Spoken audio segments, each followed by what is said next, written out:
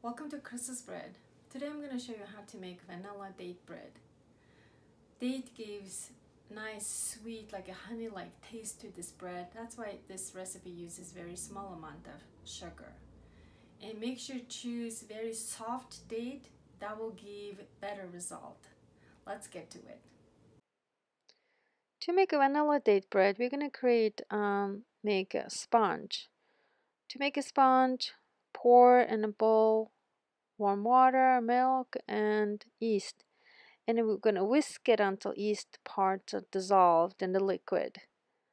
Then we're going to add sugar and flour. So we're going to whisk it until it's nice and creamy. Then we're going to scrape the side of the bowl and cover with plastic wrap and let it rise in room temperature until it doubles in the side. Meantime, we're going to prepare the date. So there's all kinds of date. You can see it's a soft, chunky date, and then this one is hard, so this is not ideal for this bread recipe, so make sure to choose the soft date. We're going to chop the date. So this bread taste comes from the date. The soft taste, soft date will give the bread kind of brownish tint. That's where the flavor comes from, the date. When it's really mixed with the dough really well, that's when the taste comes. Now the sponge is doubled in the size. You can see little bubbles. At this point, if you're using mixer machine, then you're going to pour the sponge in a mixing bowl and add all the other ingredients. Whenever it calls egg, I like to separately whisk the egg before putting into the bread dough mix. So I'm whisking the egg separately.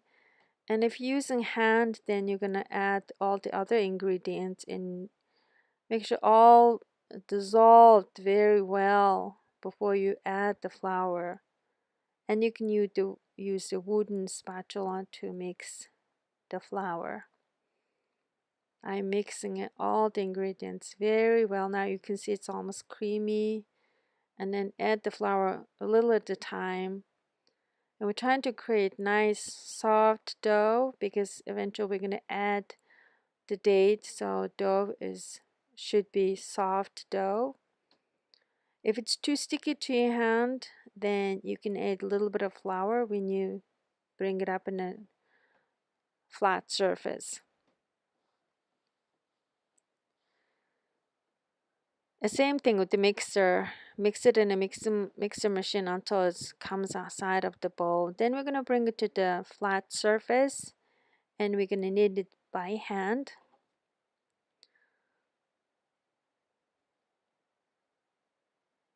Knead it until it's nice and elastic. It resists to your hand. Gluten forms. Then we're going to put it in a pre-oiled container. So if you're going to make round loaves, then make sure a baking sheet is ready. So we're going to put it in a bowl and cover plastic wrap and let it rise in the room temperature until it's doubled in the size. You can see now the dough is doubled in the size. We're going to bring it up to the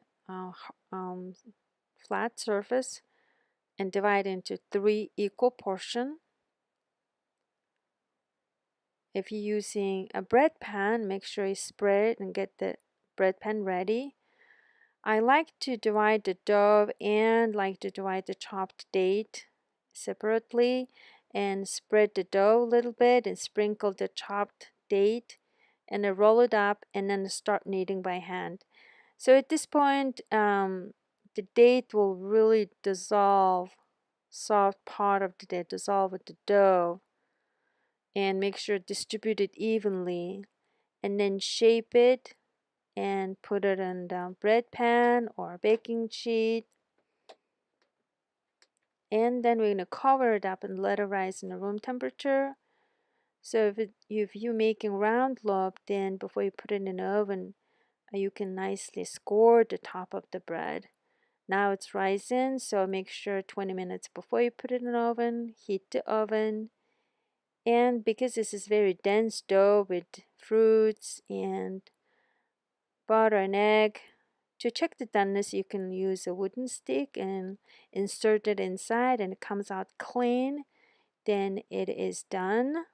If it comes out with the sticky dough, then you can bake it another 5 or 10 minutes. So now it's done. You can see I'm inserting this to the stick and it comes out clean. Now you know how to make vanilla date bread.